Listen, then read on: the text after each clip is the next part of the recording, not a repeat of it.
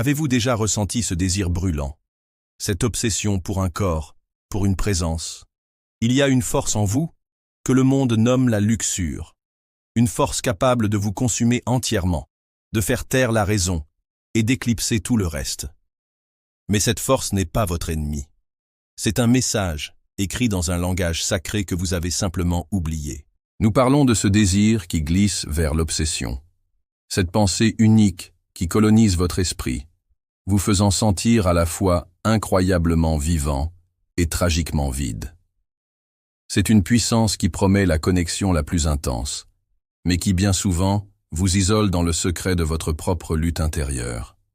Une faim qui, même lorsqu'elle est satisfaite, ne semble jamais être rassasiée et vous laisse plus seul et plus affamé qu'auparavant. Si vous reconnaissez cette expérience, si vous avez déjà senti votre propre volonté vous échapper face à cette pulsion dévorante, sachez que votre ressenti est profondément significatif. Vous êtes simplement à l'écoute d'une fréquence de l'âme que beaucoup d'autres ignorent. Le brillant psychologue et explorateur de l'âme, Carl Jung, voyait dans ces tempêtes intérieures non pas des pathologies à éradiquer, mais des signaux extraordinairement intelligents de notre inconscient. Pour lui, un symptôme aussi puissant que la luxure obsessionnelle est un appel. Un appel de l'âme à cesser de chercher désespérément à l'extérieur ce qui nous manque cruellement à l'intérieur et à commencer le plus grand et le plus courageux des voyages, celui de la réconciliation avec soi-même. Si je vous disais que cette faim, cette luxure dévorante, n'a que très peu à voir avec la personne que vous croyez désirer, et si elle était en réalité le masque élégant et tragique d'une faim bien plus profonde, une faim spirituelle, la luxure est une expérience de surface, la vague puissante que vous voyez, mais elle est mue par les courants invisibles et profonds de votre âme. C'est une tentative désespérée de votre être intérieur pour combler un vide, non pas avec un autre corps, mais avec la connexion, la validation et le sens qui vous manque cruellement. C'est un langage symbolique, un symptôme qui, loin d'être une faiblesse, est en réalité un guide qui vous appelle à regarder plus profondément en vous. Imaginez un homme qui marche dans le désert depuis des jours. Il est au bord de l'épuisement. Sa gorge est sèche. Il souffre d'une soif mortelle. Soudain, à l'horizon, il voit une oasis scintillante, de l'eau claire et fraîche. Il rassemble ses dernières forces et court vers elle, obsédé par cette image. La luxure est ce mirage. Votre âme ne meurt pas de soif de chair, elle meurt de soif de sens. La personne que vous désirez devient l'incarnation de tout ce que vous croyez avoir perdu, la vitalité, la joie, la plénitude, la reconnaissance. Vous ne désirez pas cet individu pour qui il est, mais pour la promesse de soulagement qu'il représente. C'est une projection désespérée de votre propre besoin d'être sauvé de votre désert intérieur. Vous ne courez pas vers une personne, vous fuyez le silence assourdissant de votre propre vide. Cette faim est aussi une fuite de vous-même. Lorsque le quotidien est teinté d'un ennui existentiel, d'une douleur émotionnelle sourde que vous n'osez pas nommer, ou d'une solitude si poignante qu'elle en devient physique, la luxure agit comme un anesthésiant puissant. C'est une drogue parfaite que votre psyché s'auto-administre. L'obsession focalise toute votre énergie sur un point unique, un visage, un corps, une interaction. Et pendant ce temps, le vacarme de vos pensées anxieuses se tait. La douleur s'estompe. Le vide semble se combler. C'est une évasion temporaire, un bref instant de répit où vous n'avez plus à vous confronter à votre propre état intérieur insupportable. Mais comme toute drogue, l'effet est éphémère. Une fois l'euphorie passée, le vide ne revient pas seulement, il est plus béant qu'avant, et la faim encore plus insatiable. Ce vide, il ne naît pas de rien. Il est souvent le résultat d'une triple déconnexion. Premièrement, une déconnexion de votre propre corps. Vous l'ignorez, vous le poussez à ses limites, vous le traitez comme un objet pour atteindre un but, au lieu de l'habiter et d'écouter ses murmures. Deuxièmement, une déconnexion de votre but, de votre mission de vie.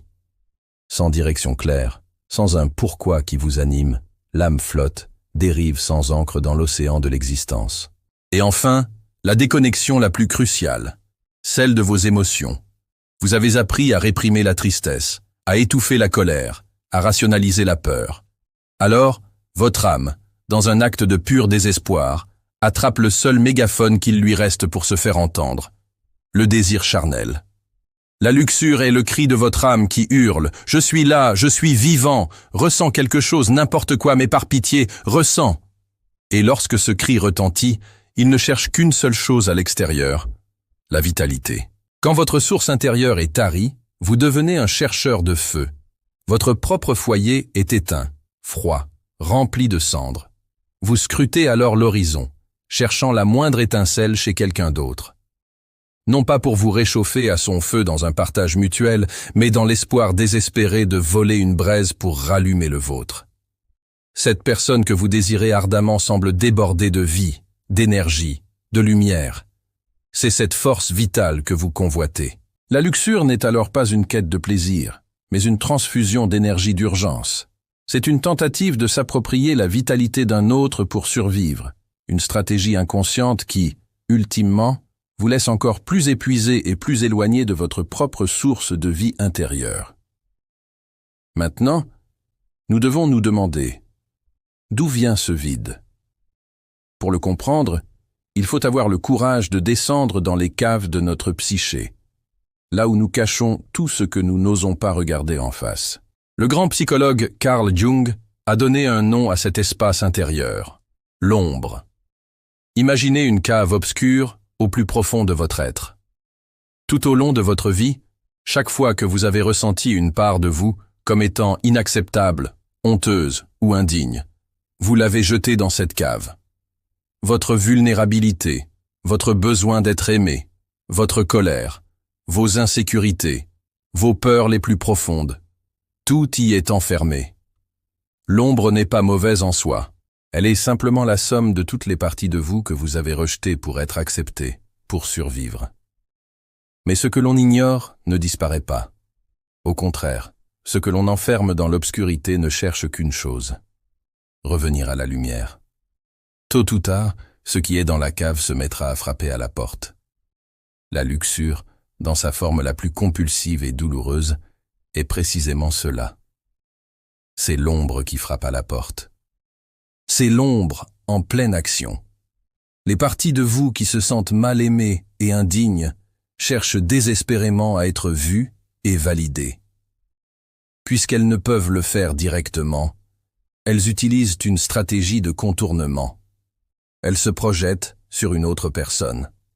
Soudain, cet individu devient l'écran sur lequel votre ombre projette son propre film. Le désir intense que vous ressentez, ce n'est pas simplement une attirance, c'est l'énergie de toutes ces parties refoulées qui crient pour être reconnues. L'intensité de votre obsession est souvent directement proportionnelle à la profondeur du rejet que vous vous êtes infligé. Plus vous vous sentez indigne au fond, plus le désir pour celui ou celle qui vous semble digne sera dévorant. Et cette manifestation de l'ombre prend des formes bien plus vastes que la simple sexualité. Observez vos comportements compulsifs. Le fait d'envoyer un message et de fixer votre téléphone, le cœur battant, attendant une réponse qui vous validera. Ce n'est pas une conversation, c'est une supplique. Vous ne demandez pas des nouvelles, vous demandez « Dis-moi que j'existe, dis-moi que j'ai de la valeur ». Le fait de regarder en boucle les réseaux sociaux d'une personne, analysant chaque photo, chaque like, chaque commentaire, ce n'est pas de l'intérêt, c'est une surveillance obsessionnelle pour nourrir le manque. Rejouer en boucle dans votre tête une conversation où vous vous êtes senti désiré, ce n'est pas un souvenir agréable, c'est une tentative de revivre une dose de validation. Ce sont toutes des manifestations de la même dynamique, des tentatives désespérées pour nourrir l'ombre affamée avec des miettes d'attention. Le drame de cette stratégie, c'est qu'elle est une illusion totale de connexion. En réalité, c'est son opposé. Dans ces moments, vous n'êtes pas en relation avec l'autre personne. Vous êtes en relation avec votre propre manque. L'autre n'est plus un être humain complexe et nuancé. Il devient un objet, un symbole, une source potentielle pour apaiser votre vide intérieur. C'est pourquoi ces comportements ne rassasient jamais. C'est comme essayer d'étancher sa soif en buvant de l'eau salée. Sur le moment, le liquide semble pouvoir vous hydrater, mais il ne fait qu'approfondir votre déshydratation.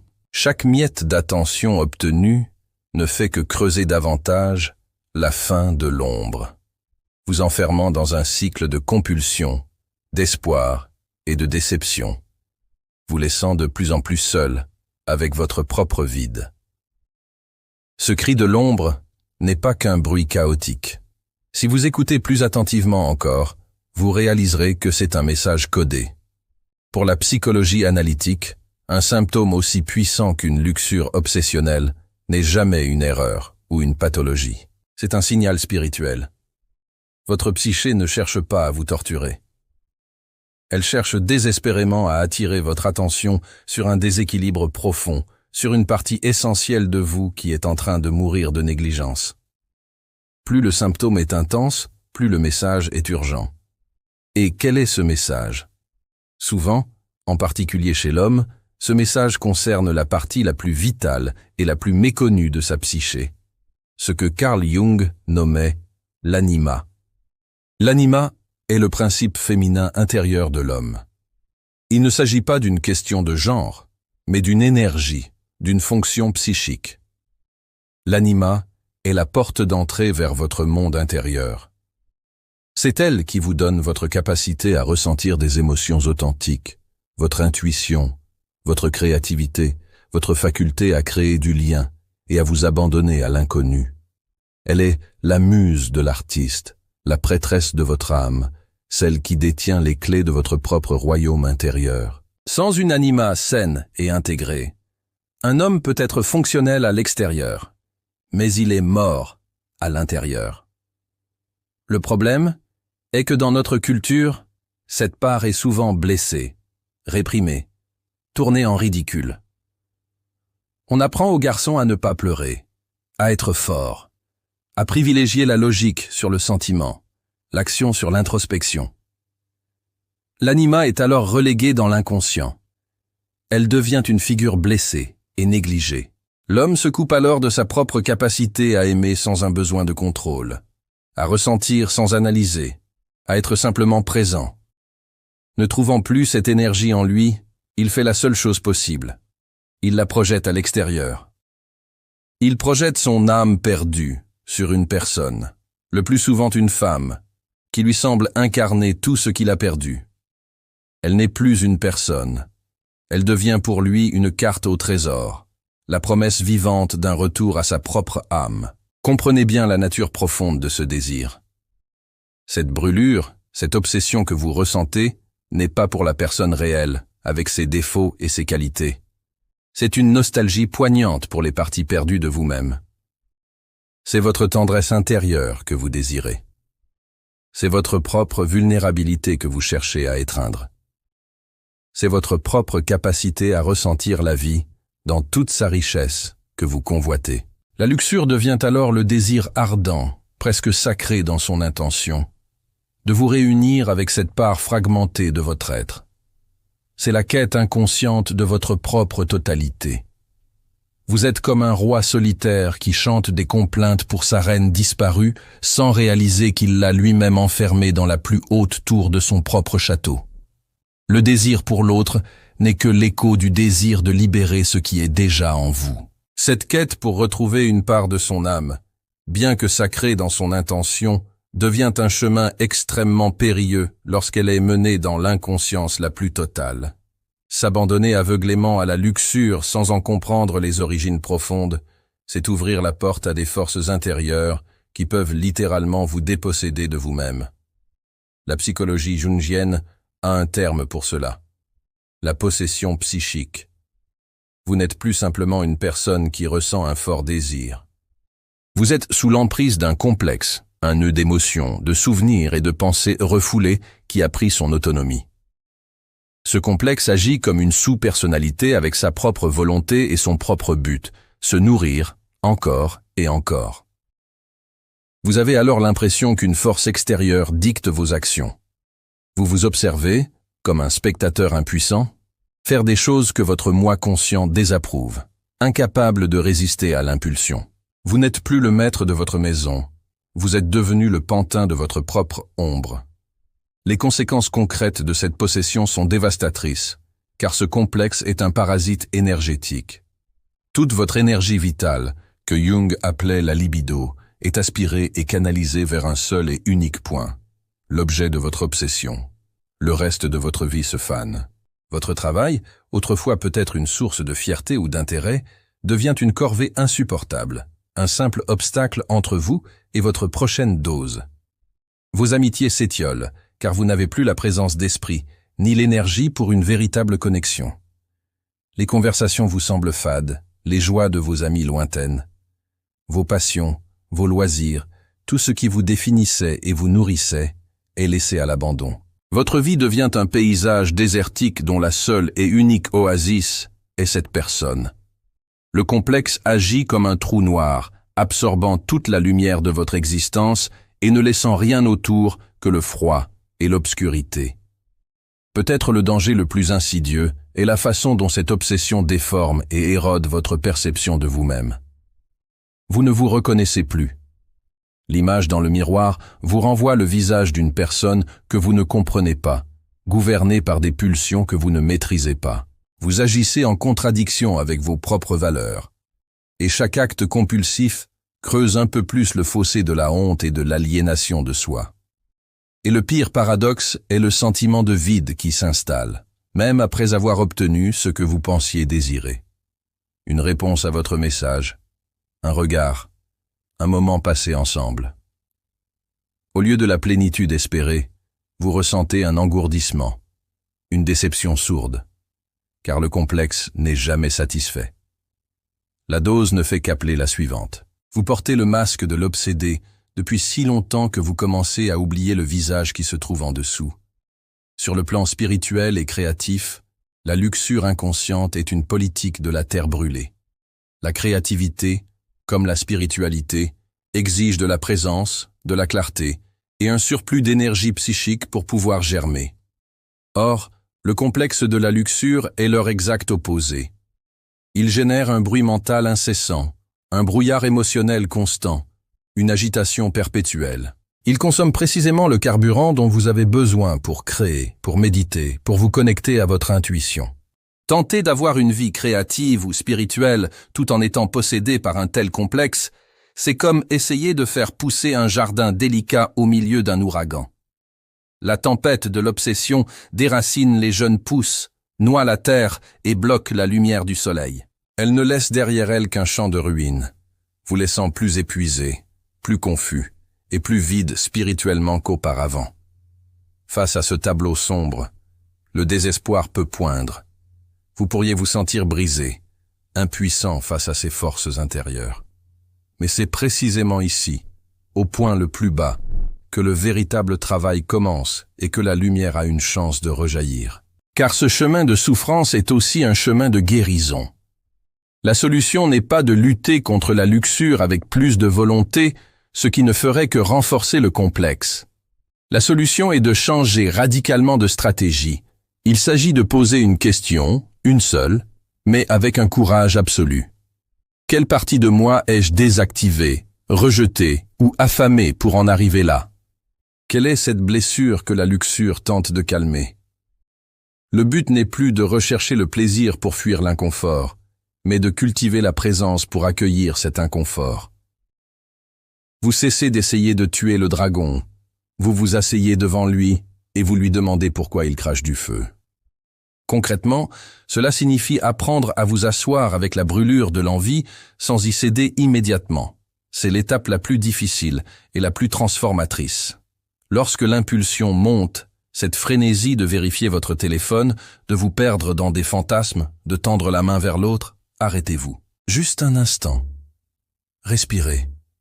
Et portez votre attention à l'intérieur. Où ressentez-vous ce désir dans votre corps? Est-ce une tension dans la poitrine? Un feu dans le ventre? Un vide dans la gorge? Ne le jugez pas. Ne l'analysez pas. Observez-le simplement, comme un scientifique observe un phénomène naturel. Vous devenez un phare au milieu de la tempête. Le vent de l'obsession peut hurler.